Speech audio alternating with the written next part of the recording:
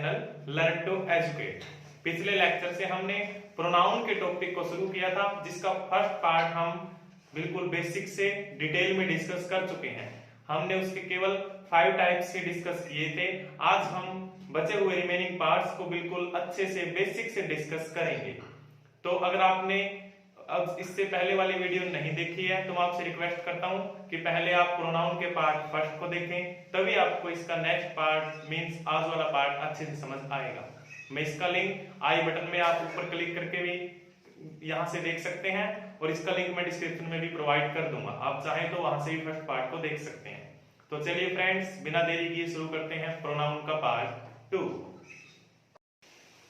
तो चलिए स्टूडेंट्स शुरू करते हैं। आज का हमारा part that is distributive pronoun, जिसे आप हिंदी में वितरणवाचक सर्वनाम भी कहते हैं। जैसा कि इसके नेम से ही क्लियर हो रहा है, टू डिस्ट्रीब्यूट समथिंग, ये डिस्ट्रीब्यूटिव दिखाते हैं, डिस्ट्रीब्यूशन दिखाते हैं।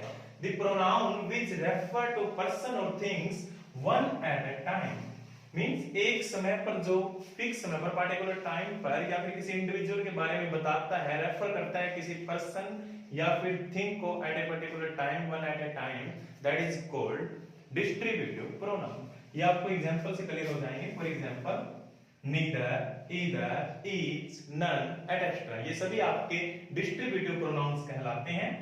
इसके बारे में एक रूल हमेशा याद रखेंगे आप कि दे आर ऑलवेज सिंगुलर, वे हमेशा अपने साथ सिंगुलर फॉर्म को कैरी करते हैं, वर्ब के फॉर्म को। ये हमेशा सिंगुलर होते हैं, इसीलिए इनके साथ वर्ब की फॉर्म भी सिंगुलर यूज की जाती है। जैसे neither of the girls was late, neither, यहां नीदर आपका डिस्ट्रीब्यूटिव प्रोनाउन कहलाता है। और यहां देखिए कोई भी लड़की लेट नहीं थी, तो गर्ल्स के साथ भी हमने वाज का यूज किया। क्यों?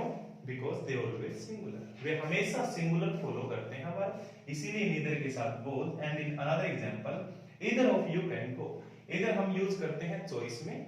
जब दो के बीच में आप चॉइस बताते हैं तो आप में से कोई भी जा सकता है। यहां आपका ये इधर क्या कहलाएगा? ये कहलाएगा डिस्ट्रीब्यूटिव प्रोनाउन। तो ये थे हमारे डिस्ट्रीब्यूटिव प्रोनाउंस। चलिए करते हैं इसका नेक्स्ट पार्ट। तो स्टूडेंट्स नेक्स्ट करते हैं possessive pronoun. Possessive means possession, अधिकार, मींस जो किसी का अधिकार दिखाते हैं, ओनरशिप दिखाते हैं, वो प्रोनाउंस हमारे पोजेसिव प्रोनाउंस कहलाते हैं। The pronoun which shows the possession or ownership is called possessive pronoun। Way pronoun जो किसी ऑब्जेक्ट के ऊपर, किसी वस्तु के ऊपर, किसी पोजेशन को, अधिकार को दिखाते हैं कि उसके ऊपर मालिकाना हक किसका है, वो कहलाते हैं possessive pronouns. For example, my, mine, hers, yours, ours, etcetera, ये सभी आपके पोजेसिव प्रोनाउंस कहलाते हैं। पोजेसिव प्रोनाउंस को आप इंग्लिश में 3 टाइप से यूज कर सकते हैं: as a subject of a verb, as an object of a verb, and as an object of a preposition. 3 type से कैसे यूज करते हैं, चलिए हम एग्जांपल से समझते हैं। सबसे फर्स्ट एग्जांपल है as a subject of a verb, किसी वर्ब के सब्जेक्ट के रूप में। जैसे Harsh is a new car, उसकी कार न्यू है, ये सब्जेक्ट है इस वर्ब का, इसलिए यहां पे पोजेसिव प्रोनाउन हर्ष का यूज हुआ as a subject of a verb. Next example, this car is mine, ये कार मेरी है। यहां माइन, माइन आपका पोजेसिव प्रोनाउन है और इसका यूज हुआ as an object of a verb. Is आपकी मेन वर्ब है और माइन इसका ऑब्जेक्ट है।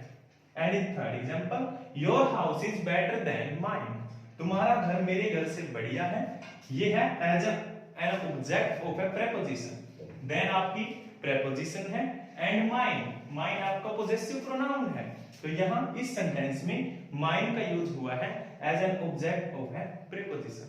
मींस पोजेसिव प्रोनाउन का इंग्लिश में 3 तरह से यूज किया जाता है: as a subject of a verb, जो हमने फर्स्ट एग्जांपल में किया; as an object of a verb, जो हमने सेकंड एग्जांपल में किया; and as an object of a preposition, जो हमने थर्ड एग्जांपल में किया। तो स्टूडेंट्स, ये था हमारा पोजेसिव प्रोनाउन। तो स्टूडेंट्स चलिए नेक्स्ट करते हैं discuss, that is reflexive pronoun. Reflexive means to reflect something, जो किसी के ऊपर रिफ्लेक्ट करे। रिफ्लेक्ट करे मींस जिसे आप हिंदी में कहते हैं निजवाचक सर्वनाम। It represents the action performed by the subject is own subject itself. इसमें जो भी सब्जेक्ट परफॉर्म करता है एक्शन, उसका इफेक्ट सब्जेक्ट के ऊपर ही पड़ता है बजाय कि ऑब्जेक्ट के। बाकी सब प्रोनाउन में हमने जो किया सब्जेक्ट का इफेक्ट ऑब्जेक्ट पे पड़ रहा था, इसमें सब्जेक्ट का इफेक्ट सब्जेक्ट के खुद के ऊपर पड़ता है। मींस वो थोड़ा जोर देके मोर एम्फसाइज करके खुद के बारे में ही बताता है। इसमें हम क्या करते हैं, self is added to my, your, him, her, it, इन सब के साथ सेल्फ लगा देते हैं। और अगर इनका प्लूरल हो फिर हम सेल्फ्स का यूज करते हैं, आवर, योर, देम, इनके साथ हम सेल्फ्स का यूज करते हैं। चलिए एग्जांपल से समझते हैं। जैसे इसमें रिफ्लेक्सिव प्रोनाउन में हम डिस्कस करते हैं माई सेल्फ, योर सेल्फ, क्योंकि सिंगुलर है इनके साथ हम सेल्फ लगा देते हैं तो यह बन जाता है रिफ्लेक्सिव प्रोनाउन। और जब हम प्लूरल की बात करते हैं तो ourselves, themselves, yourselves, जब इनका प्लूरल करते हैं प्लूरल का तो फिर वो बन जाता है सेल्फ्स। ओके, एग्जांपल से डिस्कस करते हैं। आई हार्ट माई सेल्फ, मैंने खुद को ही हार्ट कर लिया।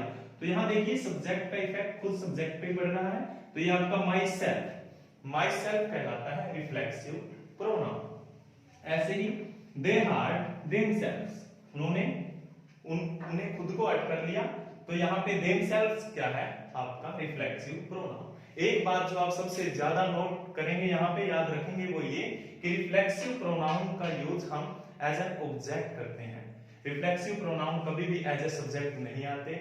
जैसे आप इंट्रोडक्शन में मोस्टली एक लाइन यूज करते हैं, that is my self Rahul from Delhi.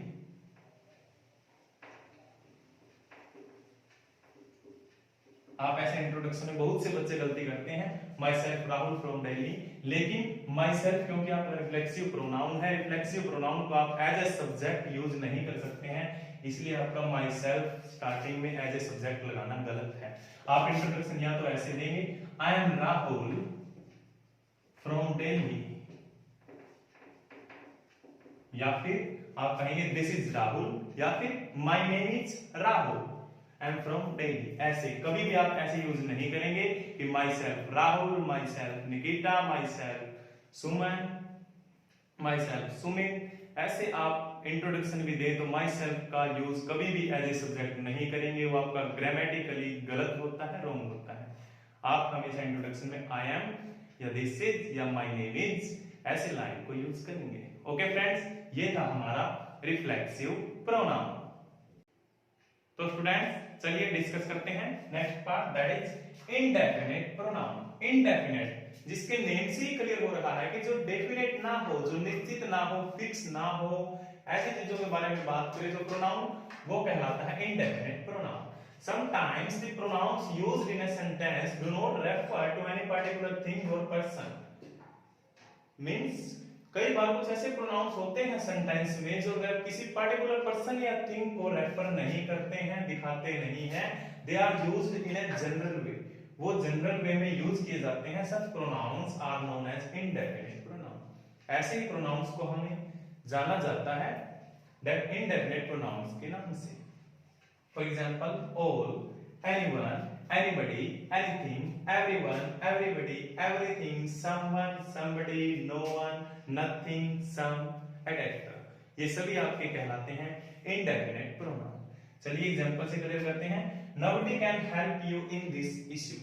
यहाँ पे पर्टिकुलर नहीं है बताया है कि कौन आपकी हेल्प नहीं कर सकता। Nobody can help you in this issue। इस इशू में कोई भी हेल्प नहीं कर सकता। यहाँ कोई भी nobody है जो आपका ये कहलाता है indefinite pronoun। Did you ask anybody to come? क्या तुमने किसी से कहा? किसी से यहाँ फिक्स नहीं है, पर्टिकुलर नहीं दिखा रहा है कि किसको कहा है तुमने आने के लिए। Did you ask anybody to come? क्या तुमने किसी से कहा है आने के लिए? तो आपका anybody कहलाता है indefinite pronoun। And in third sentence, somebody has stolen my watch। किसी ने मेरी वॉच को स्टोल कर लिया है, चुरा लिया है। तो ऐसे में पता नहीं हमें कि किसने चुराया है, ये indefinite person की तरफ रेफर कर रहा है, इसलिए आपका somebody कहलाता है indefinite pronoun। तो फ्रेंड्स ये थे आपके indefinite pronouns। तो स्टूडेंट्स चलिए करते हैं इसका last part, that is reciprocal pronoun। reciprocal means which show mutual relationship। mutual relationship पारस्परिक समझौता, जो दोनों के बीच में पारस्परिक समझौते की बात करता है, mutual relationship की बात करता है, वो कहलाता है रेसिप्रोकल प्रोनाउन, जिसमें हम फॉर टू मीन्स दो के लिए यूज करते हैं each other, and more than two दो से ज्यादा के लिए यूज करते हैं वन अनदर। ये आपके ईच अदर वन अनदर ही कहलाते हैं रेसिप्रोकल प्रोनाउन। एग्जांपल से समझते हैं कैसे इनका यूज किया जाता है। He was so afraid that his knees knocked each other. वो इतना डर गया था कि उसकी नीज, उसके घुटने नोक करने लगे। नोक्स मीन आपस में टकराने लगे, ईच अदर एक दूसरे से। नोक आपका खटखटाना भी होता है, और नोक आपका जब एज ए नाउन यूज करें तो टकराना होता है, एज ए वर्ब यूज करें तो डोर को नोक करते हैं, खटखटाना वो होता है। तो वो इतना डर गया कि उसकी नीज एक दूसरे से टकराने लगी। तो ये जो ईच अदर यूज किया गया यहाँ पे, यही आपका कहलाता है reciprocal pronoun. And in second example, after the farewell the students of class 12th bade one another goodbye। Farewell के बाद मींस विदाई पार्टी के बाद 12th क्लास के स्टूडेंट्स ने एक दूसरे को गुड बाय किया। तो मोर देन टू की जब बात आई, हमने यूज किया वन अनदर। तो यहाँ वन अनदर ही हमारा क्या कहलाता है, रेसिप्रोकल प्रोनाउन। इसमें ईच अदर एंड इस सेंटेंस में वन अनदर, ये हमारे रेसिप्रोकल प्रोनाउन कहलाते हैं। तो फ्रेंड्स, ये थे हमारे प्रोनाउन, जिसमें हमने इसके सभी पार्ट्स को बिल्कुल बेसिक से deeply one by one discuss किया, जिसमें हमने personal pronoun, possessive pronoun, distributive pronoun, demonstrative pronoun, relative pronoun, reflexive pronoun, इन सभी को बिल्कुल बेसिक से डिस्कस किया है। आई होप आप सभी को ये लेक्चर, ये सेशन पसंद आया होगा। अगर आपने इससे पहले का फर्स्ट पार्ट प्रोनाउन का नहीं देखा है तो आपसे रिक्वेस्ट करता हूं कि आप फर्स्ट पार्ट को जरूर देखें, और अगर यह वीडियो पसंद आए तो लाइक, शेयर और चैनल को सब्सक्राइब जरूर करें। Thank you friends, thank you so much, keep watching, keep supporting, thank you.